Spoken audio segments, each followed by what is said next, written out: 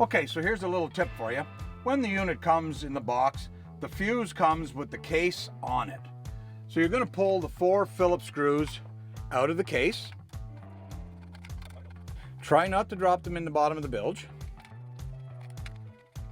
Okay. Now you can see the case is off. Okay.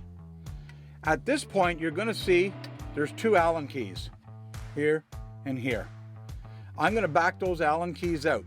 Just be careful. Sometimes in the the movement of it when it's in shipping, those work their way down and they're in here.